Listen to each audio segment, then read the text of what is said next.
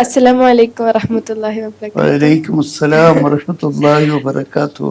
ഞങ്ങൾ progressive English സ്കൂളിലെ +1 വിദ്യാർത്ഥികളാണ്. അപ്പോൾ ഇന്ന് സാറിനെ കുറിച്ച് അറിയാനും സാറിന്റെ ജീവിതത്തെ കുറിച്ച് അറിയാനും സാറിന്റെ ജീവിതത്തെ കുറിച്ച് അറിയാനാണ് ഇന്ന് ഇവിടെ വന്നിരിക്കുന്നത്. സാർ ഇന്ന് നമ്മളിവിടെ വന്നതിൽ വളരെയധികം സന്തോഷമുണ്ട്. അപ്പോൾ നമുക്ക് ചോദ്യം തുടങ്ങാം. നമ്മൾ ആദ്യം കുട്ടിക്കാലത്തിനെ കുറിച്ച് ചോദിക്കുകയാണെങ്കിൽ സാറിന്റെ കുട്ടിക്കാലത്തിലുള്ള ഓർമ്മകൾ അവ എങ്ങനെയാണ് നമ്മൾ ഇന്ന് അറിയുന്ന ഹംസ സാഹിബ് ഈ ഉയർച്ച നിലയിൽ എത്തിച്ചതെന്ന് കുറച്ച് പറയാൻ പറ്റുമോ? പറയാൻ പറ്റും. പറയുന്നത് നിങ്ങൾക്ക് ഗുണകരമാവുകയും ചെയ്യും. എൻ്റെ ചെറുപ്പകാലം ഞാൻ അബ്ബാസ് ഹാജിയുടെ സെയ്തമ്മാടകത്ത് വടക്കേപുരിയിൽ അബ്ബാസ് ഹാജിയുടെ മകനായിട്ടാണ് ജനിച്ചത്.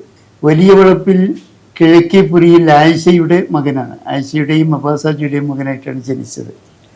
കുട്ടിക്കാലം എന്നെ സംബന്ധിച്ചിടത്തോളം വളരെ സന്തോഷകരമായിരുന്നു. ഞങ്ങൾക്ക് വലിയ പ്രാരാബ്ധവും ഉണ്ടായില്ല, ഒന്നും ഉണ്ടായിട്ടില്ല. പക്ഷെ എന്നിരുന്നാലും ഞങ്ങളുടെ വാപ്പാൻ്റെ കച്ചവടവും മറ്റൊക്കെ നല്ല ഭംഗിയായി നടന്നിരുന്നു. ആ സമയത്താണ് വാപ്പയുടെ മത്തി എണ്ണ കച്ചവടമാണ് വാപ്പയ്ക്ക് ഉണ്ടായിരുന്നത്. മത്തി എണ്ണ കച്ചവടം മറ്റേ മത്തിപ്പൊടി കച്ചവടവുമായിരുന്നു കാര്യമായിട്ട് അതാണ് ഉണ്ടായിരുന്നത്. മറ്റു ചെങ്കല്ലിൻ്റെയും മറ്റു പണി വേറെ ഉണ്ടായിരുന്നു. അപ്പോൾ ആ ഘട്ടത്തിൽ മത്തി എണ്ണയുടെ കുറേ ബാരലുകൾ ഒരു കപ്പലിൽ ശ്രീലങ്കയിലേക്ക് അയച്ചു. ശ്രീലങ്കയിലേക്ക് അയച്ചപ്പോൾ ആ കപ്പൽ വെള്ളത്തിൽ മുങ്ങിപ്പോയി. കപ്പൽ മുങ്ങിപ്പോയി. അതിനാൽ വാപ്പ വലിയ നഷ്ടത്തിലായിരുന്നു. കുറേ കാലം നഷ്ടത്തിലായപ്പോൾ ഞങ്ങളൊക്കെ വളരെ പ്രയാസപ്പെട്ടു. ഞങ്ങൾ ചെറിയ കുട്ടികളാണല്ലോ. ഞങ്ങൾ വളരെ പ്രയാസപ്പെട്ട് അങ്ങനെ വാപ്പ അതിൽ നിന്ന് തന്നെ കരകയറിയതാണ് പിന്നീട് വലിയ സമ്പാദ്യം ഉണ്ടായത്. അതിൽ നിന്ന് കരകയറി പിന്നെ രണ്ടാമത് ഈ മത്തിയുടെ വരവ് ഉണ്ടായി. രണ്ടാമത് മത്തിയെണ്ണയും മത്തിപ്പൊടിയും തന്നെ അതിൽ നിന്ന് തന്നെ ഉണ്ടായതാണ് പിന്നെ ഈ വരുമാനമൊക്കെ തന്നെ. അങ്ങനെ പിന്നെ ഏഴിമലയിലും മറ്റേ അവിടെയൊക്കെ പല സ്ഥലവും വാങ്ങി പലയിടത്തും നാട്ടിലൊക്കെ ഉണ്ടായിരുന്നു കുറേ സ്ഥലം. അങ്ങനെ ഞങ്ങൾ വളർന്നു വന്നു. ആ സമയത്ത് ഞങ്ങൾക്ക് ഐശ്വര്യമായി. വാപ്പ ഒളിച്ചു നിന്ന സമയത്ത് ഞങ്ങൾക്ക് വല്ലാതെ പ്രയാസപ്പെട്ടിരുന്നു. അപ്പോൾ ഞങ്ങൾ ചെറിയ കുട്ടികളാണ് അന്നൊക്കെ. എന്നിട്ട് ഞങ്ങൾ വളർന്നു വന്നു. അപ്പോൾ അതിൽ നിന്ന് ഞങ്ങൾ മനസ്സിലാക്കിയത് കഠിനാധ്വാനത്തിൽ നിന്നാണ് ഒരാൾക്ക് വളർച്ച ഉണ്ടാവുക എന്നതാണ്. കഠിനാധ്വാനത്തിന് വാപ്പയുടെ ആ മത്തി എണ്ണ ശ്രീലങ്കയിലേക്ക് അയച്ചതിൽ നിന്ന് നഷ്ടപ്പെട്ടതിൽ നിന്ന് അദ്ദേഹത്തിന് തിരിച്ചു പിടിക്കാൻ കഴിഞ്ഞത് കഠിനാധ്വാനത്തിലൂടെ മത്തി എണ്ണ പിന്നെ അള്ളാഹുവിൻ്റെ അനുഗ്രഹത്തോടു കൂടി മത്തി ധാരാളമായി വരികയും മത്തി തന്നെ ആ എണ്ണയും പൊടിയും തന്നെ ബിസിനസ്സിലൂടെ ആണ് പിന്നെ അദ്ദേഹം ഉയർന്നത്. അദ്ദേഹത്തിൻ്റെ പല ഭാഗത്തും മംഗലാപുരം വരെ അദ്ദേഹം മത്തി എണ്ണ അയച്ചിരുന്നു. അങ്ങനെ മംഗലാപുരത്തൊക്കെ വലിയ വലിയ കച്ചവടക്കാരൊക്കെ വന്ന് മത്തി എണ്ണയും ലോറിയിൽ കയറ്റി പോവുകയാണ് ചെയ്യുന്നത്. അതുപോലെ തന്നെ എറണാകുളം വരെയുള്ള കച്ചവടക്കാരും വന്നിരുന്നു. അങ്ങനെ പല ഭാഗത്തു നിന്നുള്ള കച്ചവടക്കാരും വന്ന് മത്തി എണ്ണയും പൊടിയും കയറ്റുമതി ചെയ്തിരുന്നത് വാപ്പയാണ്. അങ്ങനെയാണ് വാപ്പാൻ്റെ സമ്പാദ്യം ഉണ്ടായത്, കാര്യമായ സമ്പാദ്യം ഉണ്ടായത്. ആ രീതിയിൽ ഞങ്ങളെ വളർത്തിയെടുത്തതാണ് വാപ്പ. അന്ന് ഞങ്ങൾ ചെറുപ്പകാലത്ത് ഞങ്ങളുടെ അമ്മാവന്മാരുണ്ടായിരുന്നു. അമ്മാവനും ഞങ്ങളെ അധികം സംരക്ഷിക്കാനും മറ്റൊക്കെ അവർ ഉണ്ടായിരുന്നു കൂടെ. ഞങ്ങളൊക്കെ ഈ സുൽത്താൻ കനാൽ എന്ന് പറയുന്ന തോടുണ്ടല്ലോ, തോട്ടിലൊക്കെ ഞങ്ങൾ കുടിക്കാൻ ഇറങ്ങിയാൽ അദ്ദേഹം അടിച്ചോടിക്കുമായിരുന്നു. ഞങ്ങൾ ഇവിടെ നിന്ന് മുങ്ങി അടിച്ചു പോകുമല്ലോ. അപ്പം അങ്ങനെ ചെറുപ്പകാലത്തുള്ള ആ സ്മരണകൾ വല്ലാതെ കൂൾമറിക്കൊള്ളിക്കുന്നതാണ്. ഞങ്ങളുടെ വാപ്പാൻ്റെ ആ പതിതാവസ്ഥയിൽ നിന്നും ഉയർന്നു വന്ന് അദ്ദേഹത്തിൻ്റെ ഉയർച്ചയിലേക്ക് പിന്നീട് ഉയർച്ചയായിരുന്നു. പിന്നെ അതിൽ അദ്ദേഹം അമ്മാവന്മാരും കുറേ സഹായിച്ചിട്ടുണ്ട്. അങ്ങനെ ഒരു ഏഴിമലയിലും മറ്റൊക്കെ തെങ്ങ് വെച്ച് പിടിപ്പിച്ചു. ഏഴിമലയിൽ 2 സ്ഥലങ്ങളിലാക്കി തെങ്ങ് വെച്ച് പിടിപ്പിച്ചിരുന്നു. അപ്പോൾ രണ്ടാമത് ഞങ്ങൾ ആ സമയത്തൊക്കെ ഞങ്ങൾ ചെറിയ കുട്ടികളാണ്. പിന്നെ വളർന്നു വന്നു. എന്നെ ആ സമയത്ത് മുട്ടം റഹ്മാനിയ സ്കൂളിൽ മുട്ടം മാപ്പിള സ്കൂളുണ്ടല്ലോ, എന്താണ് മുട്ടം മാപ്പിള ലോവർ പ്രൈമറി ആയിരുന്നു, അത് LP ആയിരുന്നു, ലോവർ പ്രൈമറി ആയിരുന്നു. പിന്നീടാണ് അത് UP ഒക്കെ ആക്കിയത്. ആ സമയത്ത് ഞങ്ങൾ അവിടെയായിരുന്നു പഠിച്ചിരുന്നത്. അവിടെ റഹ്മാനിയ മദ്രസയിലായിരുന്നു മദ്രസ വിദ്യാഭ്യാസവും മറ്റും കഴിച്ചിരുന്നത്. റഹ്മാനിയ മദ്രസയിൽ 2 വർഷമാണ് ഞാൻ റഹ്മാനിയ മദ്രസയിൽ പഠിച്ചത്, അഥവാ അഞ്ചാമത്തെ വയസ്സിലും 6ാമത്തെ വയസ്സിലും. പിന്നീട് K മൊയ്തു മൗലവി എന്ന് പറയുന്ന മഹാനായ വ്യക്തി, ഈ സ്ഥാപനത്തിൻ്റെയൊക്കെ ഉദ്ഘാടനം നിർവഹിച്ച K മൊയ്തു മൗലവിയാണ്. K മൊയ്തു മൗലവി അവിടെ ഒരു മദ്രസ തുടങ്ങി, അൽ മദ്രസത്തുൽ ഇസ്ലാമിയ എന്ന് പറയുന്ന ഒരു മദ്രസ തുടങ്ങി. ആ മദ്രസയിൽ ഞങ്ങൾ പോയി ചേർന്നു. എൻ്റെ ജ്യേഷ്ഠനും മൊയ്തു ഹാജിയും ഞാനും എൻ്റെ താഴെ പെങ്ങന്മാരൊക്കെ ചേർന്നു. അപ്പോൾ എനിക്ക് വയസ്സ് അങ്ങനെ രണ്ട് വർഷത്തോളം അവിടെ പഠിച്ചു. അപ്പോഴേക്ക് എൻ്റെ 5ാം ക്ലാസ്, ഇവിടെ ഈ സ്കൂളിൽ 5ാം ക്ലാസ് വരെ ഉണ്ടായിട്ടുള്ളൂ ക്ലാസ്സുകൾ. 6ാം ക്ലാസ് ഞങ്ങൾ വേറെ ഇത് പഠിക്കേണ്ടിയിരുന്നു. മുമ്പത്തെ പോലെ ഇപ്പോഴത്തെ 4 വരെ LP യും 4 മുകളിൽ UP ആണല്ലോ.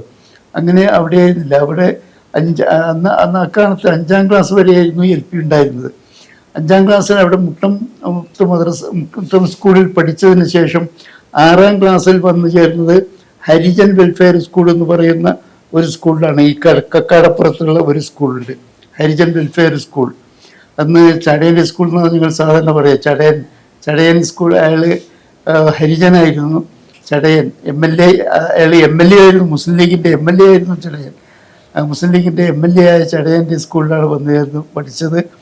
ആ സ്കൂളിൽ പഠിക്കുന്ന സമയത്ത് ഞാൻ 5ാം ക്ലാസ് കഴിഞ്ഞ് 6ാം ക്ലാസ്സിൽ ചേർന്നു. 7ാം ക്ലാസ്സിലേക്ക് പാസ്സായി. 6ാം ക്ലാസ്സിൽ നിന്ന് കഴിഞ്ഞ് 7ാം ക്ലാസ്സിലേക്ക് പാസ്സായപ്പോൾ എനിക്ക് ഡബിൾ പ്രൊമോഷനാണ് പിന്നെ കിട്ടിയത്. ഡബിൾ പ്രൊമോഷൻ എന്ന് പറഞ്ഞാൽ 6ൽ നിന്ന് 8ലേക്ക് എന്നെ പാസ്സാക്കി. അധ്യാപകന്മാർക്ക് വളരെ സന്തോഷമായിരുന്നു എൻ്റെ കാര്യത്തിൽ. അങ്ങനെ 8ലേക്ക് പാസ്സായി ആ 8ലേക്ക് ഇരിക്കേണ്ട സമയത്താണ് എന്നെ ശാന്തപുരം ഇസ്ലാമിയ കോളേജിൽ കൊണ്ടുപോയി വാപ്പ ചേർക്കുന്നത്. അപ്പോൾ അധ്യാപകന്മാർക്കൊക്കെ വളരെ പ്രയാസമുണ്ടായി. ഈ കുട്ടി നല്ല പഠിക്കുന്ന കുട്ടിയാണല്ലോ, അവനെ കൊണ്ടുപോയിട്ട് ഇവിടെ ഞങ്ങൾ 8ാം ക്ലാസ്സിലേക്ക് ഇരുത്തി പഠിപ്പിക്കാമെന്ന് വിചാരിച്ചാണ് അവനെ ശാന്തപുരത്ത് കൊണ്ടുപോയി ചേർത്തല്ലോ എന്ന് പറഞ്ഞിട്ട്. എന്നാലും ശരി, വാപ്പയുടെ നിർബന്ധമാണ് അതിന് കാരണം. ആ ശാന്തപുരം ഇസ്ലാമിയ കോളേജിൻ്റെ പഠനമാണ് എൻ്റെ വളർച്ചയുടെ കാരണം. ശാന്തപുരം ഇസ്ലാമിയ കോളേജിൽ 10-11 വർഷത്തോളം ഞാൻ പഠിച്ചു. ഇവിടുത്തെ 1ാം ക്ലാസ്സിൽ തന്നെ ചേർന്നു. 10ാം ക്ലാസ് വരെ അവിടുത്തെ ഹയർ സ്റ്റഡിയാണല്ലോ. അങ്ങനെ എൻ്റെ 1962-ലാണ് ഞാൻ അവിടെ നിന്ന് പാസ്സായത്. 1962 പാസ്സായി. പിന്നെ അവിടുന്ന് കോഴ്സുകളും കംപ്ലീറ്റ് ചെയ്തു. ജാമിയ ഇസ്ലാമിയ ഉണ്ടല്ലോ, ഇപ്പോൾ ജാമിയ ഇസ്ലാമിയ എന്ന് ഇപ്പോൾ പേര് വന്നതാണ്. മുമ്പ് ഇസ്ലാമിയ കോളേജായിരുന്നത്. ഇസ്ലാമിയ കോളേജ് എന്നാണ് പേരുണ്ടായിരുന്നത്. അതിൽ ഞങ്ങൾ FT മറ്റേ MSSC എന്നുള്ള MSSC master of social science എന്നാണ് ഞങ്ങൾക്ക് നൽകപ്പെട്ടിരുന്ന ഇത്. പിന്നെ FT എന്ന് പറഞ്ഞാൽ അൽ ഫഖീഹു ഫിദ്ദീനാണ് FT. ഈ 2 കോഴ്സുകളാണ് ഞങ്ങൾ പാസ്സായിരുന്നത്. കോഴ്സുകൾ പാസ്സായി ഞങ്ങൾ നാട്ടിലേക്ക് പുറപ്പെടുമ്പോൾ നാട്ടിലെ ആ സമയത്താണ് ഞങ്ങൾക്ക് അവിടെ ശാന്തപുരത്ത്, അതിന് മുമ്പ് തന്നെ ശാന്തപുരം ഇസ്ലാമിയ കോളേജായിരുന്നല്ലോ അന്നൊക്കെ. ഇസ്ലാമിയ കോളേജിൽ അന്ന് ഞങ്ങൾക്ക് കുറേ വിദ്യാഭ്യാസം നൽകപ്പെട്ടിരുന്ന കൂട്ടത്തിൽ ഞങ്ങൾക്ക് പാർലമെൻറ്റ് ഉണ്ടായിരുന്നു. ശാന്തപുരം കോളേജിൽ വിദ്യാർത്ഥി പാർലമെൻറ്റിൽ ഞങ്ങൾ പല ചർച്ചകളും ഓരോ വിഷയങ്ങളും ചർച്ച ചെയ്യും. അങ്ങനെ വിശദമായ ചർച്ചകൾ നടത്തുന്നൊരു സ്ഥാപനമായിരുന്നത്. അതിൽ ഞാൻ ഒരിക്കൽ ഞാൻ സ്പീക്കറായി മുമ്പ് ഇരുന്നിട്ടുണ്ട് പാർലമെൻറ്റിൽ. സ്പീക്കറായി പിന്നെ പ്രധാനമന്ത്രിയുമായിട്ട് ഇരുന്നിട്ടുണ്ട്. അവസാനം ഞങ്ങൾ വാർഷിക സമ്മേളനത്തിലും ഇതൊന്ന് അവതരിപ്പിച്ചു. ഈ പാർലമെൻറ്റ് അവതരിപ്പിച്ചു ഞങ്ങളുടെ വാർഷിക സമ്മേളനത്തിൽ അവസാനമായി. ആ വാർഷിക സമ്മേളനത്തിലും ഞാൻ പ്രധാനമന്ത്രിയായിട്ടാണ് ഇരുന്നത്. ബാക്കിയുള്ളവർ മന്ത്രിമാരും പിന്നെ മറ്റു പ്രതിപക്ഷമൊക്കെ അങ്ങനെ ഇരുന്നിരുന്നു. അപ്പോൾ അതിൽ നിന്നാണ് നമുക്ക് ഒരു ഒരു ഒരു ഒരു വെളിച്ചം കിട്ടിയത്. എന്താണ് ലോകത്തിൻ്റെ ഗതിയും ലോകത്തിൻ്റെ മാറ്റവും ഒക്കെ തന്നെ ഒരു വെളിച്ചം കിട്ടിയത് അതിൽ നിന്നാണ്. അങ്ങനെ ഞങ്ങൾ വളർന്നു വന്നു. ഞങ്ങളുടെ വാർഷിക സമ്മേളനം കഴിഞ്ഞ് നാട്ടിലേക്ക് പുറപ്പെട്ടു. വാർഷിക സമ്മേളനത്തിൽ വെച്ച് തന്നെ നമ്മുടെ KC അബ്ദുള്ള മൗലവി എന്ന് പറയുന്ന അമീർ, ജമാഅത്തെ ഇസ്ലാമിയുടെ അമീറായിരുന്ന അന്നത്തെ അമീറായിരുന്ന KC അബ്ദുള്ള മൗലവി ഞങ്ങൾ ഉപദേശിച്ചുകൊണ്ട് പറഞ്ഞു, ഈ സ്ഥാപനത്തിൽ പഠിച്ച വിദ്യാർത്ഥികൾ ഈ നാട്ടിൽ പോയി കച്ചവടക്കാരും കൃഷിക്കാരും ആയിത്തീരാൻ വേണ്ടിയല്ല ഞങ്ങൾ പഠിപ്പിച്ചത്, സമൂഹത്തിൻ്റെ സേവനത്തിന് വേണ്ടിയാണ് ഞങ്ങൾ പഠിപ്പിച്ചത് എന്ന് അദ്ദേഹം പറഞ്ഞു. സമൂഹത്തിൻ്റെ സേവനത്തിൽ ഇങ്ങനെ സ്ഥാപനം നടത്താനും വിദ്യാർത്ഥികളെ ഉയർന്ന നിലയിൽ കാണാനും ലോകത്തിൻ്റെ വിവിധ ഭാഗങ്ങളിൽ സന്ദേശം എത്തിക്കാനുമാണ് ഞങ്ങൾ പഠിപ്പിച്ചത് എന്ന് പറഞ്ഞപ്പോൾ ഞങ്ങൾക്കൊരു മാനസികമായ ഒരു മനസാന്തരമുണ്ടായി ഞങ്ങൾക്ക് യഥാർത്ഥത്തിൽ. എന്നിരുന്നാലും ഞാൻ 2 കൊല്ലത്തോളം നാട്ടിൽ വന്ന് 2 കൊല്ലക്കാലം ഈ ഇവിടെയുള്ള തോട്ടം സന്ദർശിക്കലും വഴിമല സന്ദർശിക്കലും അതേപോലെ തന്നെ അങ്ങനെ വിവിധങ്ങളായ ജോലികളിൽ ഏർപ്പെട്ട് ഞാൻ കഴിഞ്ഞുകൂടി ഒന്ന് 2 കൊല്ലത്ത്. അപ്പോൾ തന്നെ അല്ല, അതിനു മുമ്പായി തന്നെ ശാന്തപുരത്ത് വീട്ടിൽ കുറച്ചു കാലം ജോലിയിൽ ഇങ്ങനെ ഇത്തരം ജോലികൾ ചെയ്തു. ഉടനെ തന്നെ പ്രബോധനത്തിൽ എഡിറ്ററായി എന്നെ നിയമിക്കുകയാണ് ചെയ്തത്. പ്രബോധനത്തിൽ ആദ്യമായി ലേഖനം എഴുതിയത് ഞാൻ വിദ്യാർത്ഥി കാലത്ത് തന്നെയാണ് എഴുതിയിരുന്നത്. വിദ്യാർത്ഥിയായിരുന്ന കാലത്താണ്. 1900 കൊല്ലമൊന്നും ഓർക്കുന്നില്ല. ആ കാലത്ത് തന്നെ ഞാൻ എഴുതി ലേഖനം എഴുതിയിട്ടുണ്ട്. അന്ന് വിദ്യാഭ്യാസത്തിൻ്റെ തുടക്കമാണ്. തുടക്കത്തിൽ തന്നെ ലേഖനങ്ങൾ അന്ന് വായിക്കുമായിരുന്നു. ധാരാളം വായിക്കും, ധാരാളം എഴുതുകയും ചെയ്യുമായിരുന്നു. അങ്ങനെ എഴുതി ഞങ്ങളുടെ മാധ്യമത്തിൽ പ്രസിദ്ധീകരിച്ചു. മാധ്യമത്തിൽ പ്രസിദ്ധീകരിച്ച കഥയൊക്കെ വേറെ ഉണ്ട്. പ്രബോധനത്തിൽ പ്രസിദ്ധീകരിച്ചു. അങ്ങനെയാണ് ഒരു പത്രപ്രവർത്തനം എന്ന നിലയ്ക്ക് തുടങ്ങിയത്. ആ രീതിയിലാണ് പത്രപ്രവർത്തനത്തിന് തുടക്കം കുറിച്ചത്. ആ രീതിയിലാണ്. അങ്ങനെ മാധ്യമത്തിൽ പ്രബോധനത്തിൽ പ്രബോധനം വാരികയിൽ ആദ്യമായി സബ് എഡിറ്ററായി ജോലി ചെയ്തു. പിന്നെ പ്രബോധനം മാസികയിൽ T. മുഹമ്മദ് എന്ന് പറയുന്ന വളരെ പ്രസിദ്ധനായ ഒരു പണ്ഡിതനുണ്ടായിരുന്നു മുമ്പ്. അദ്ദേഹത്തിൻ്റെ കീഴിൽ സബ് എഡിറ്ററായിട്ട് പ്രബോധനം മാസികയിലും ജോലി ചെയ്തിട്ടുണ്ട്. അങ്ങനെ 2 ജോലികളും ചെയ്തുകൊണ്ടിരിക്കുമ്പോൾ അങ്ങനെയാണ് പിന്നെ കല്യാണം കഴിഞ്ഞ് നാട്ടിലേക്ക് വന്നു. നാട്ടിലേക്ക് വന്നതിന് ശേഷം പിന്നെ കച്ചവടത്തിൽ തീപ്പെട്ടി കമ്പനി ആദ്യം തുടങ്ങി, പിന്നെ പ്ലൈവുഡ് കമ്പനി തുടങ്ങി, പിന്നെ ചകിരി ഫാക്ടറി എന്നുള്ള fibre factory, western India fibre industries എന്നാണ് ഞങ്ങളുടെ പേര്. അത് തുടങ്ങി. അങ്ങനെ ഒരു ഇതിലേക്ക് പോയിക്കൊണ്ടിരിക്കുമ്പോഴാണ് ഈ വാദിഹുദയുടെ തുടക്കം. അതാണ് വാദിഹുദ ഗ്രൂപ്പ് ഓഫ് ഇൻസ്റ്റിറ്റ്യൂഷൻസിന്റെ ചെയർമാൻ എന്ന നിലയിൽ നമ്മുടെ ഇന്ത്യയിലെ വിദ്യാഭ്യാസത്തെ കുറിച്ച് സാറിന്റെ കാഴ്ചപ്പാടുന്നു? അതെ, ഇന്ത്യയിലെ വാദിഹുദ വിദ്യാഭ്യാസ സ്ഥാപനങ്ങളുടെ ചെയർമാൻ എന്ന നിലയിൽ ഇന്ത്യയുടെ വിദ്യാഭ്യാസ സ്ഥാപനത്തെക്കുറിച്ചുള്ള ഒരു നിലപാട് അറിയണം എന്നതാണ് നിങ്ങൾ ഉദ്ദേശിക്കുന്നത്. അതിനു മുമ്പായി വാദിഹുദയുടെ നിലപാട് എന്താണെന്ന് അറിയണം. വാദിഹുദ തുടങ്ങിയത് തന്നെ വലിയ ഒരു സാമൂഹ്യ വിപ്ലവത്തിൻ്റെ തുടക്കമായിട്ടാണ് തുടങ്ങിയത്. വലിയ വിപ്ലവമാണ് അതിൻ്റെ പിന്നിലുണ്ടായിരുന്നത്. അതിൽ ഒരു വാദിഹുദയുടെ ഒരു പിന്നണി വാദിഹുദയുടെ പിന്നണിയായിരുന്ന കുറേ പേരുണ്ടായിരുന്നു. നമ്മൾ അനുകൂലിക്കുന്ന കുറേ പേരുണ്ടായിരുന്നു. അവരുടെ സഹായത്തോടു കൂടിയാണ് വാദിഹുദ തുടങ്ങിയത്.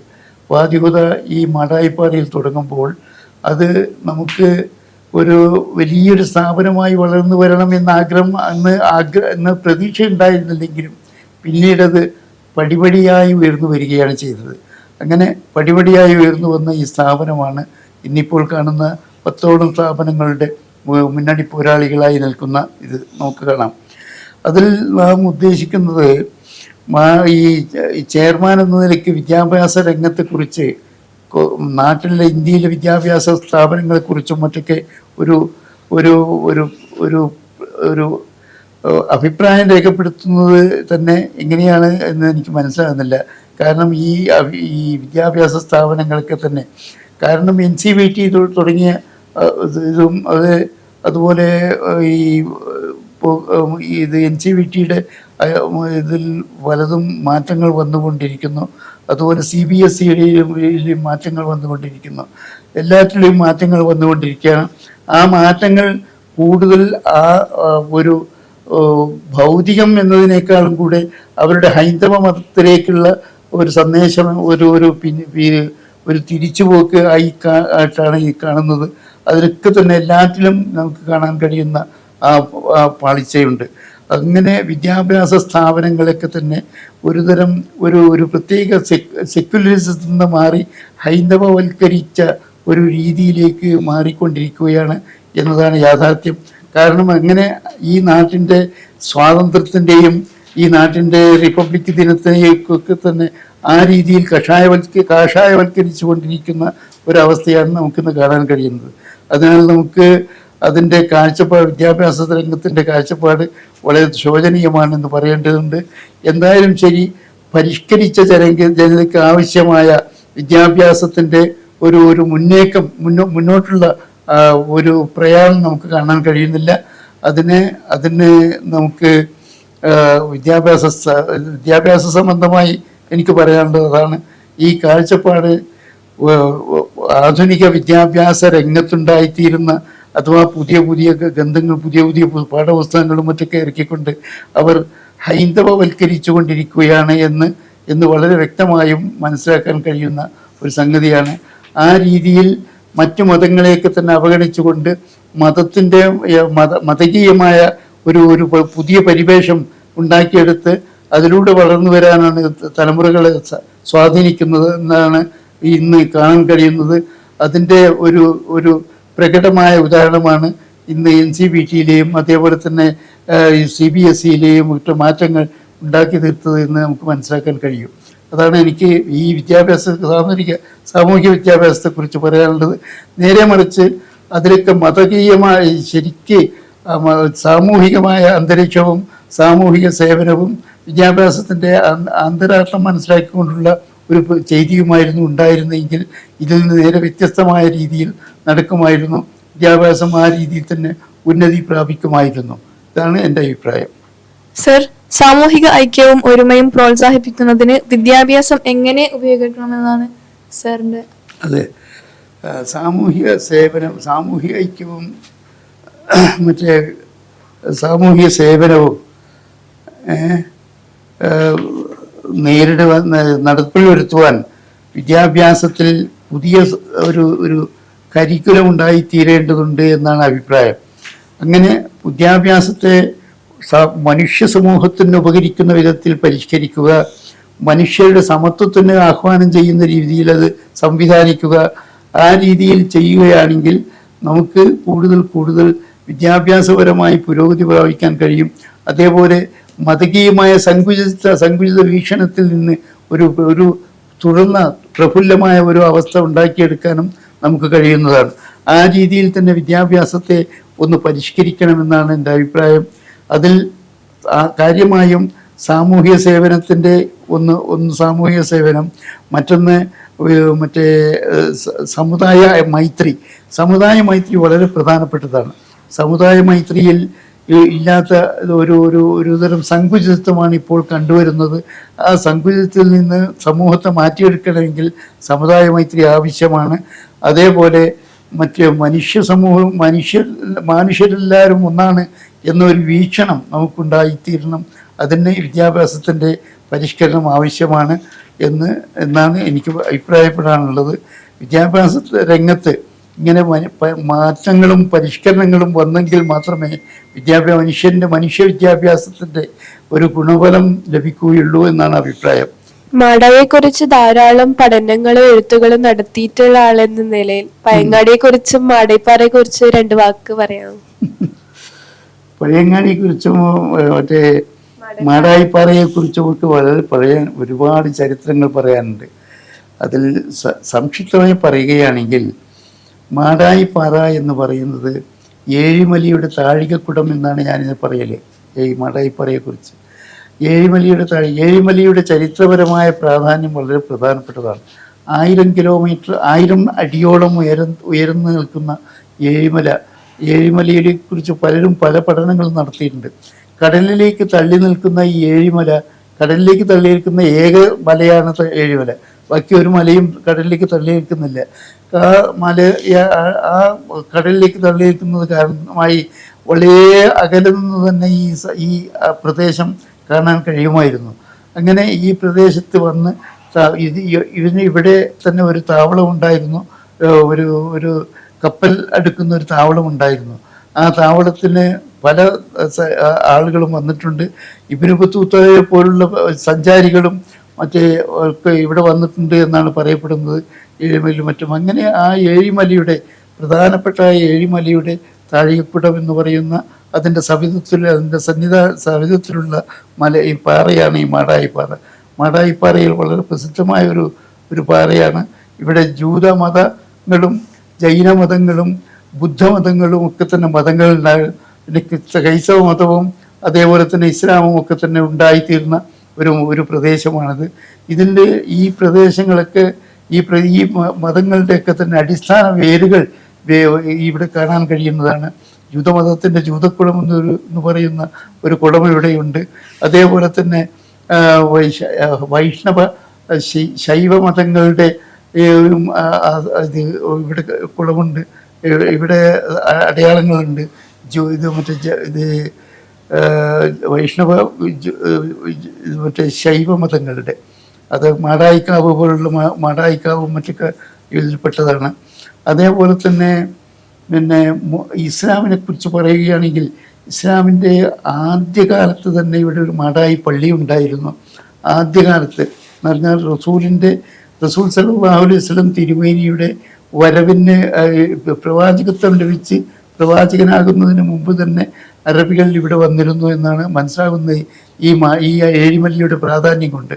ഏഴിമലയുടെ പ്രാധാന്യത്തിനനുസരിച്ചാണ് കപ്പലുകൾ അന്ന് ഓടിയിരുന്നത്. അങ്ങനെ സൗദി അറേബ്യയിൽ നിന്നും മറ്റൊക്കെ വരുന്ന കപ്പലുകൾ ഇങ്ങനെ വന്ന് വരുമായിരുന്നു. അപ്പോൾ അത്രയും പ്രാധാന്യമുള്ള ഈ പ്രദേശം അവരെ അങ്ങനെ ആ പ്രദേശത്താണ് കപ്പലുകൾ ഒക്കെ വന്നിരുന്നു. അവിടെ അങ്ങനെ താവളമടിച്ചിരുന്നതിലാണ് പലരും വന്നിട്ടുണ്ട്. ചരിത്രം പരിശോധിക്കുകയാണെങ്കിൽ ഒരുപാട് ആളുകൾ ഈ ഏഴിമലയുടെയും ഇതിൻ്റെ മാടായിപ്പാറയുടെയൊക്കെ ചരിത്രം പരാമർശിച്ചിട്ടുണ്ട്. ആ ഏഴിമലയുടെ താഴികക്കുടം എന്ന് പറയുന്ന ഈ മാടായിപ്പാറയിലാണ് നമ്മുടെ വാദ്യോദയം മറ്റും സ്ഥിതി ചെയ്യുന്നത്. മാടായിപ്പാറയിൽ ഇങ്ങനെ മതങ്ങളുടേതായ ഒരു ഐക്യം നമുക്ക് കാണാൻ കഴിയും.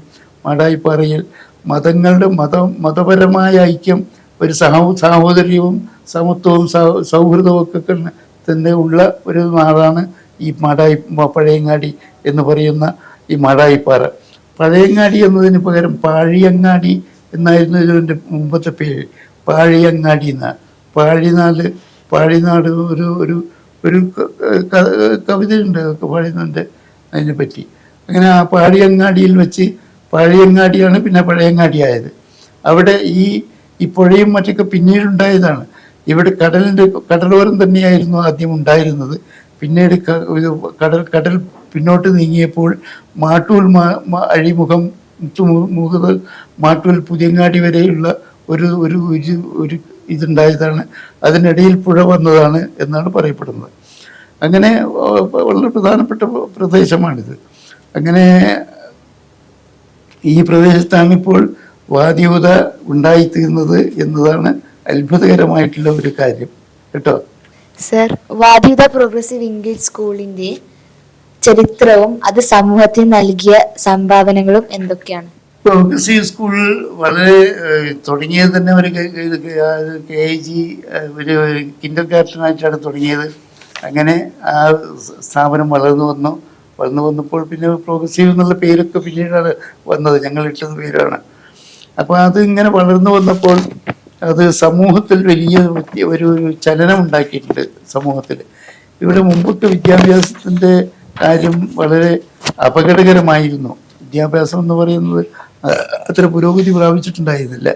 പിന്നെ വാദ്യോദ ഇംഗ്ലീഷ് മീഡിയം തന്നെ ആയതിനാൽ ഇംഗ്ലീഷിൻ്റെ പ്രാധാന്യവും മനസ്സിലാക്കി അതോടൊപ്പം തന്നെ വാദ്യോദയിൽ പഠിച്ച കുട്ടികൾ വളരെ സമൂഹത്തിൽ ഉയർന്ന നിലയിലുള്ള ഒരു സംസ്കാര സമ്പന്നത കാണിക്കാനും തുടങ്ങി.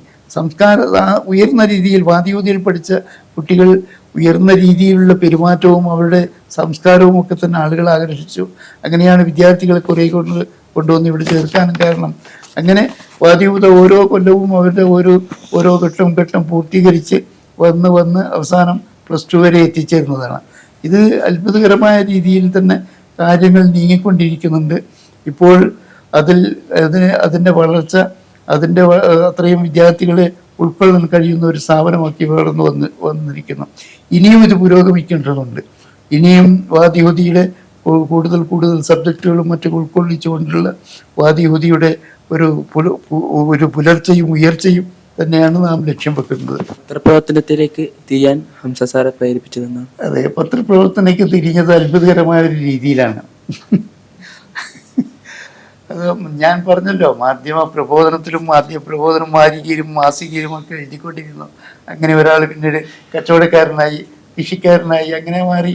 പിന്നെ അവസാനം വാദിയൂത തുടങ്ങി കുറച്ചു കാലം കഴിഞ്ഞപ്പോഴാണ് എന്നെ പ്രസ്ഥാനത്തിൻ്റെ നേതൃത്വം വഹിക്കാൻ വേണ്ടി വിളിച്ചത് കോഴിക്കോടേക്ക്. അങ്ങനെ പ്രസ്ഥാനത്തിൻ്റെ നേതൃത്വം 5 കൊല്ലം വഹിച്ചു. ആ 5 കൊല്ലം കഴിഞ്ഞതിന് ശേഷം ആണ് മാധ്യമം തുടങ്ങുന്നത്. 1987 87-ലാണ് മാധ്യമം തുടങ്ങുന്നത്.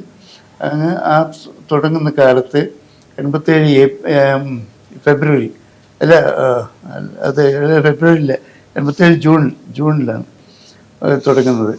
അപ്പോൾ അങ്ങനെ ആ പത്രം തുടങ്ങാൻ കാരണം മറ്റ് പത്രങ്ങളൊക്കെ തന്നെ പ്രത്യേക സംഘടനയുടെ കീഴിലായിരുന്നു ഓരോന്നും. മലയാള മനോരമ ക്രൈസ്തവ സംഘടനയുടെ കീഴിലായിരുന്നു, മാതൃഭൂമി ഹിന്ദു സംഘടനയുടെ കീഴിലായിരുന്നു, കേരള കൗമുദി SNDPയുടെ കീഴിലായിരുന്നു. അങ്ങനെ ഓരോന്നും ഒരു പ്രത്യേകമായ ഒരു വിഭാഗത്തിൻ്റെ കീഴിലായി വന്നപ്പോൾ ഒരു സ്വതന്ത്ര പത്രം നടത്തണം എന്നുള്ള രീതിയിലാണ് നമ്മൾ നടത്തിയത്. നമ്മൾ സ്വതന്ത്രമായിട്ടാണ് പത്രം തുടങ്ങിയത്. ആ പത്രത്തിൻ്റെ ഒരു ചുവടുവെപ്പ് അതിൻ്റെ 1987 ആരംഭിച്ചു. 87 തന്നെ ഞാൻ ഇതിൻ്റെ ഐഡിയൽ പബ്ലിക്കേഷൻ ട്രസ്റ്റ് എന്ന് പറഞ്ഞ ഒരു ട്രസ്റ്റ് രൂപീകരിച്ചു. Ideal publication trust. ആ ട്രസ്റ്റാണ് പത്രം നടത്തുന്നത്. മാധ്യമം തുടങ്ങി. മാധ്യമത്തിൻ്റെ ആദ്യം തന്നെ മാധ്യമ ട്രസ്റ്റ് ചെയർമാൻ ഞാനായിരുന്നു. മാധ്യമത്തിൻ്റെ എഡിറ്ററും പബ്ലിഷറും ഫൗണ്ടറും ഒക്കെ തന്നെ ഞാനായിരുന്നു. അന്ന് അബ്ദുറഹ്മാൻ സാഹിബ് എഡിറ്റർ ഇൻചാർജായിരുന്നു. ഞാൻ എഡിറ്റർ, പബ്ലിഷർ, പ്രിൻ്റർ, പബ്ലിഷർ എന്നുള്ള വലിയ ചാർജായിരുന്നു. അങ്ങനെ ഞങ്ങൾ പ്രവർത്തിച്ചു വന്നു. അങ്ങനെ ഒരു പത്രപ്രവർത്തനത്തിൻ്റെ പ്രവർത്തകന്മാരുടെ വിളിച്ചു കൂട്ടിയൊക്കെ തന്നെ ഓരോരുത്തരെയും ഇൻ്റർവ്യൂ നടത്തി ആളുകളെ തിരഞ്ഞെടുക്കുന്നത് ഞങ്ങളായിരുന്നു. അങ്ങനെ കുറച്ചാളുകൾ നമ്മുടെ കൂട്ടത്തിൽ കൂടി അങ്ങനെ സ്വതന്ത്രമായ പത്രപ്രവർത്തനം നടത്തി വന്നു. ആ പത്രപ്രവർത്തനമാണ് പിന്നീട് വളർന്നു വന്ന് 1999 ആകുമ്പോഴേക്കും അത് ഗൾഫിൽ തുടങ്ങണമെന്ന് എനിക്ക് ആഗ്രഹമുണ്ടായി. അങ്ങനെയാണ് ഗൾഫ് മാധ്യമം ആരംഭിച്ചത്. ഗൾഫിലേക്ക് നേരത്തെ മാധ്യമം അയച്ചിരുന്നത് 87 മുതൽ 99 വരെ മാധ്യമം അയച്ചിരുന്നത് ബോംബെയിലേക്ക് അയച്ച് ബോംബെയിൽ നിന്ന് ഫ്ലൈറ്റിന് അയക്കുകയായിരുന്നു ചെയ്യുന്നത്. വളരെ പ്രയാസകരമായിരുന്നത്. അപ്പോൾ 2-3 ദിവസം കഴിഞ്ഞിട്ടാണ് അവിടെ വായിക്കാൻ കഴിയുക. നമുക്ക് അന്ന് തന്നെ പത്രം കിട്ടണമല്ലോ എന്ന് വിചാരിച്ച് ബോംബെ എഡിഷൻ തുടങ്ങിയിരുന്നു എൻ്റെ അടുത്ത്. ബോംബെ എഡിഷൻ തുടങ്ങി. ബോംബെയിൽ അന്ന് ഇവിടുന്ന് അച്ചടിക്കുന്ന അതേ ദിവസം തന്നെ ബോംബെയിലും അച്ചടിക്കുമല്ലോ. അപ്പോൾ അവിടുന്ന് ബോംബെയിൽ നിന്ന് കയറ്റി അയക്കാം എന്നായിരുന്നു ഞങ്ങൾ ഉദ്ദേശിച്ചിരുന്നത്. അങ്ങനെ ഞങ്ങൾ ഈ രീതിയിൽ ബോംബെ എഡിഷൻ തുടങ്ങി. ബോംബെ എഡിഷൻ കുറച്ചു കാലം നടന്നപ്പോൾ ബോംബെ എഡിഷൻ്റെ പ്രചാരണത്തിന് വേണ്ടി ഗൾഫിൽ പോയി. അപ്പോഴാണ് നമ്മുടെ ഒരു സുഹൃത്ത്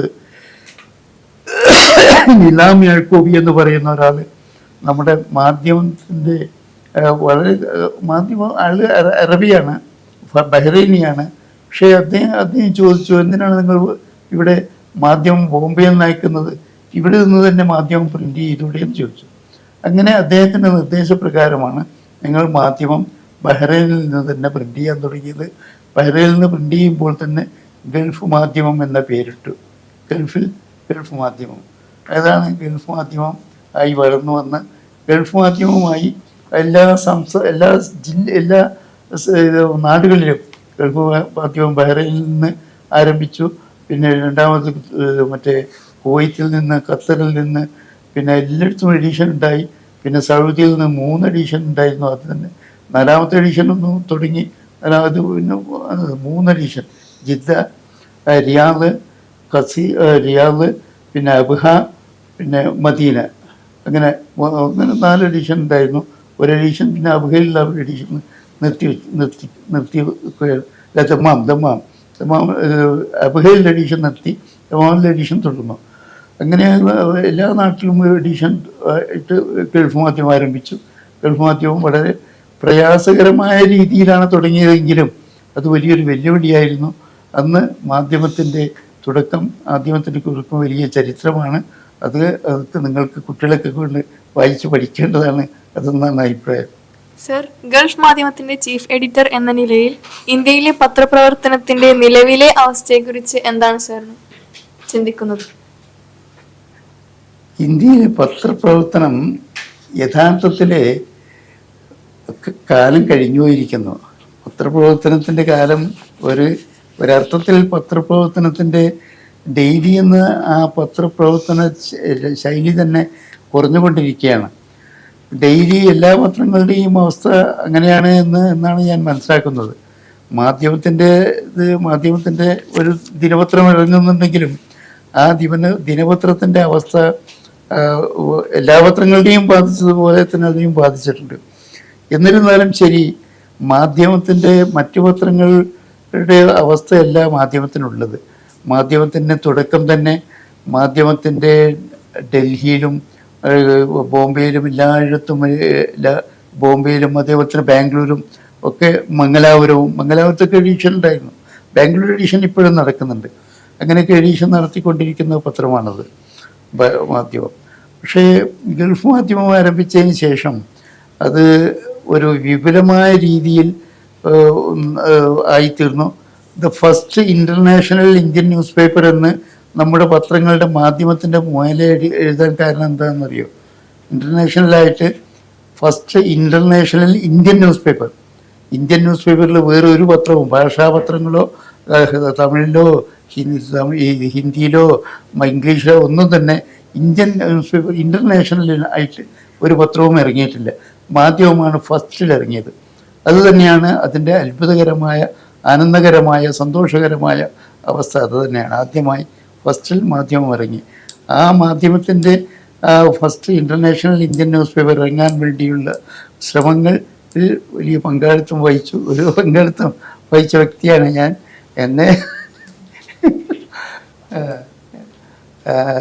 എന്നെക്കുറിച്ച് എങ്ങനെ പൊക്കി പറയാൻ പാടില്ലല്ലോ. അപ്പോൾ എന്തായാലും ശരി, ആ രീതിയിൽ മാധ്യമത്തെ ഇപ്പോൾ ആളുകൾ അഭിനന്ദിക്കുകയും പ്രചോദിപ്പിക്കുകയും ചെയ്യുന്നുണ്ട്. പക്ഷെ എന്നിരുന്നാലും ശരി, മാധ്യമത്തിൻ്റെ ഇപ്പോഴത്തെ അവസ്ഥ കുറേ ഒരു വെല്ലുവിളികൾ നേരിട്ടുകൊണ്ടിരിക്കുന്ന അവസ്ഥയാണ്. ആ വെല്ലുവിളികൾ മാധ്യമങ്ങളിൽ നിന്നുള്ള വെല്ലുവിളികളല്ല, പുറമേ നിന്നുള്ള വെല്ലുവിളികളാണ്. അത് നിങ്ങളുടെ ചോദ്യത്തിൽ വരുമല്ലോ ഇപ്പോൾ അല്ലേ? അച്ചടി മാധ്യമങ്ങൾക്ക് ഡിജിറ്റൽ യുഗവുമായും പ്രത്യേകിച്ച് ആർട്ടിഫിഷ്യൽ ഇന്റലിജൻസിനോടും എങ്ങനെ പൊരുത്തപ്പെടാൻ കഴിയുമെന്ന് കരുതുന്നു? ഇത് ഡിജിറ്റൽ മാധ്യമമായി അച്ചടി മാധ്യമങ്ങൾ ഇപ്പോൾ ഞാൻ പറഞ്ഞല്ലോ, അച്ചടി മാധ്യമങ്ങൾ ഇപ്പോൾ ക്ഷീണിച്ചുകൊണ്ടിരിക്കുകയാണ്.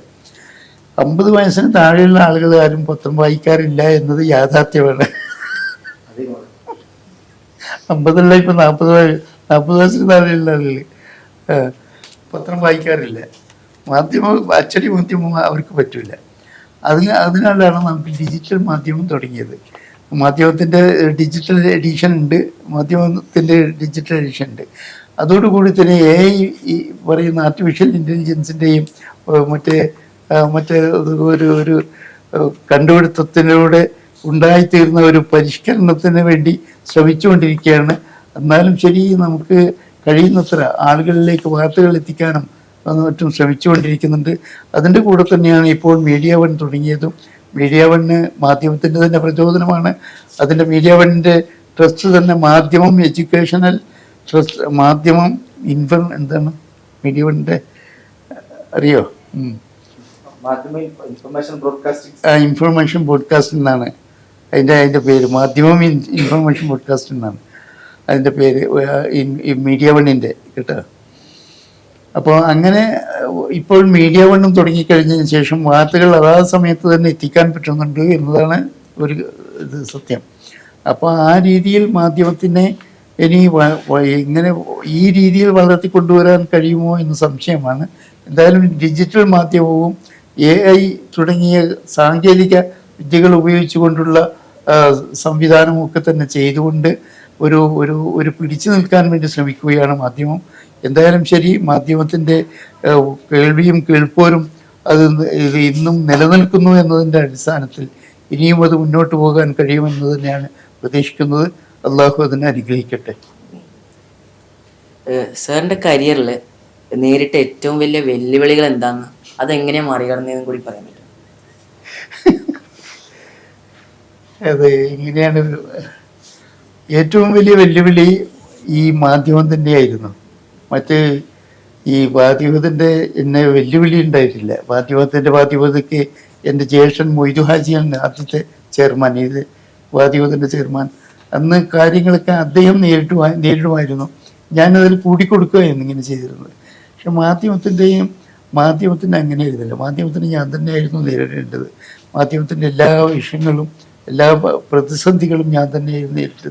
മാധ്യമമൊക്കെ ആദ്യകാലത്ത് മാധ്യമത്തിന് കടലാസ് വാങ്ങാൻ കാശുണ്ടാവില്ല, ന്യൂസ് പ്രിൻ്റ് വേണമല്ലോ ഇതിന്, ന്യൂസ് പ്രിൻ്റ് കാശുണ്ടാവില്ല. കാശില്ലാതിരിക്കുമ്പോൾ മറ്റ് പത്രങ്ങളിൽ നിന്ന് കടം വാങ്ങുമല്ലേ കുറച്ച്, പിന്നെ അവർക്ക് കൊടുക്കാൻ ഇത് ന്യൂസ് പ്രിൻ്റ് ഉണ്ടാവില്ല. അങ്ങനെ ഒരു ദിവസം രാത്രി, ഞാനൊരു സംഭവം പറയുകയാണ്, ഒരു ദിവസം രാത്രി മാധ്യമത്തിന് 11 മണിയായിട്ടും മാധ്യമം അടിക്കാൻ പേപ്പറില്ല. നമ്മുടെ കോഴിക്കോടാണ്, മാധ്യമം അടിക്കാൻ പേപ്പറില്ല. എന്ത് ചെയ്യണമെന്ന് ഇങ്ങനെ ആലോചിച്ചുകൊണ്ടിരിക്കുമ്പോൾ 11:10 ഒരു ലോറി ഇങ്ങനെ വന്നു. ന്യൂസ് പ്രിൻ്റ് ആയിട്ടാണ് വന്നത്. ഞങ്ങൾ ഓർഡർ ചെയ്തതല്ല, ഞങ്ങളുടേതല്ല എന്നുള്ളത് ഞങ്ങൾക്ക് ഉറപ്പാണ്. പക്ഷെ എന്നിരുന്നാലും അത് പത്രമൊക്കെ രാത്രിത്തെ ഇതൊക്കെ കണ്ടപ്പോൾ, വെളിച്ചം കണ്ടപ്പോൾ ഇതിലേക്ക് വണ്ടി ഉള്ളിലേക്ക് കയറ്റി പത്രം റീലിറക്കി പത്രം അടിച്ചു. പിറ്റേന്നാണ് ഞങ്ങൾ അറിയുന്നത് ആ ലോറി ദേശാഭിമാനിയുടെ ലോറിയായിരുന്നു. ദേശാഭിമാനിക്ക് വന്ന പത്രമായിരുന്നു അത്. അപ്പോൾ അവരെ വിളിച്ചു ഞങ്ങൾ, ഇങ്ങനെ ഞങ്ങൾക്ക് ഒരു ലോഡ് വലിയ ലോഡാണ്, ഒരു ലോഡ് ന്യൂസ് പ്രിൻ്റ് കിട്ടിയിട്ടുണ്ട്, അത് നിങ്ങളുടെ ന്യൂസ് പ്രിൻ്റാണെന്നാണ് മനസ്സിലാകുന്നത്, എന്താ ഞങ്ങൾ ചെയ്യേണ്ടത്?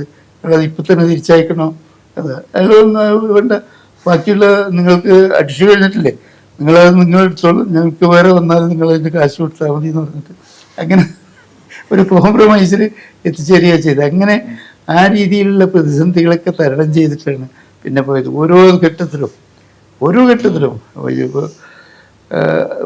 അങ്ങനെ ഞാൻ മാധ്യമത്തിൻ്റെ ഒരു ദിവസം മാധ്യമം ലോഡ് വന്നു, ഈ ന്യൂസ് പ്രിൻ്റ്. അത് മുമ്പ് ന്യൂസ് പ്രിൻ്റ് ഇറക്കുമതി ചെയ്യാൻ ലോറി ആൾക്കാർ വരുമായിരുന്നു.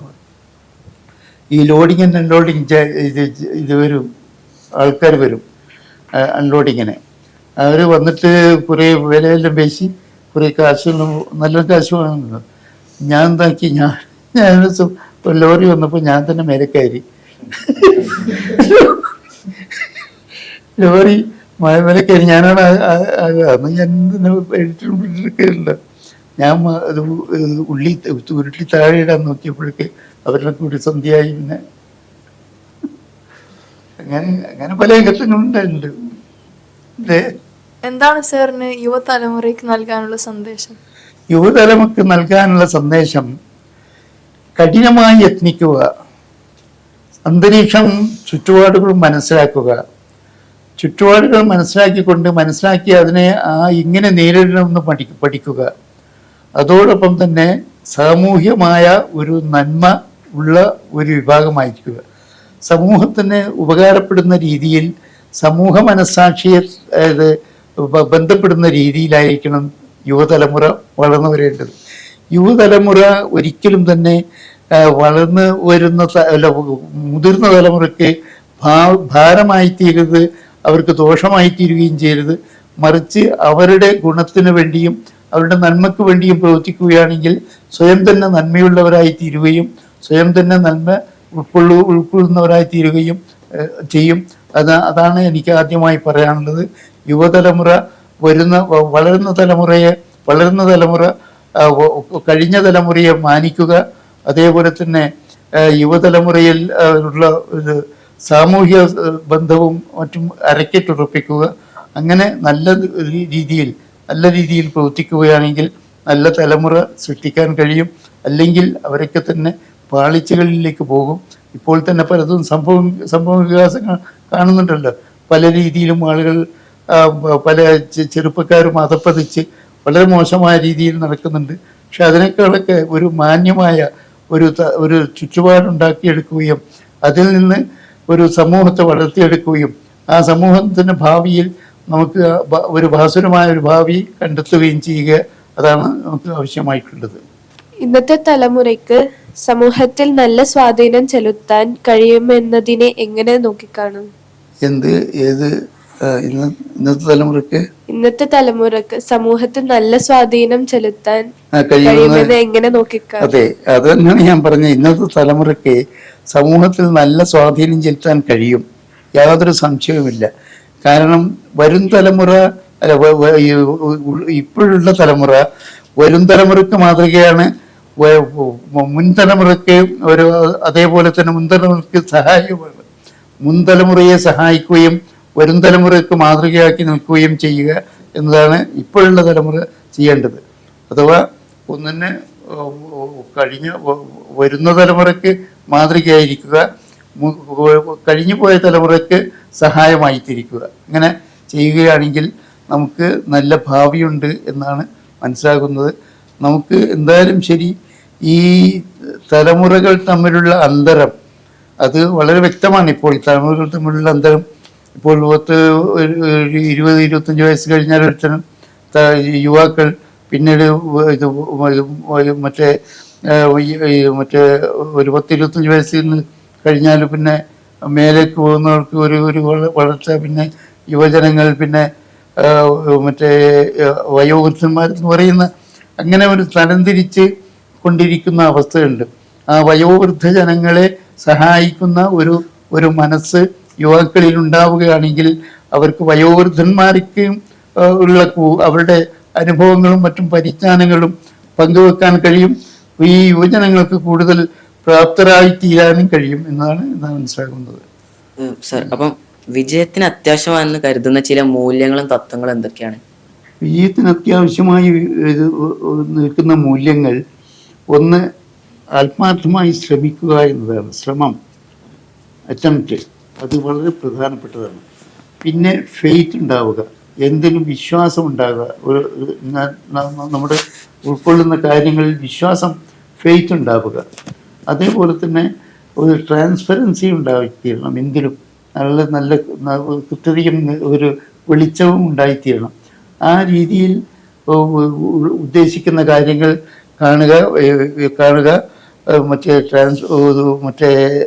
വെളിച്ചം ഉണ്ടാവുക, ഫെയ്ത്ത് ആ വിശ്വാസം ഉണ്ടാവുക ആണെങ്കിൽ നിങ്ങൾക്ക് മുന്നോട്ട് പോകാൻ കഴിയുമെന്നാണ് എൻ്റെ ആത്മാർത്ഥമായ വിശ്വാസം. ഇന്നിവിടെ സാറിന് കൂടെ കുറച്ച് സമയം സംസാരിക്കാനും സാറിന് കൂടെ ചെലവഴിക്കാനും കഴിഞ്ഞതിൽ നമുക്ക് ഭയങ്കര സന്തോഷമുണ്ട്. നന്ദി അറിയിക്കുന്നു.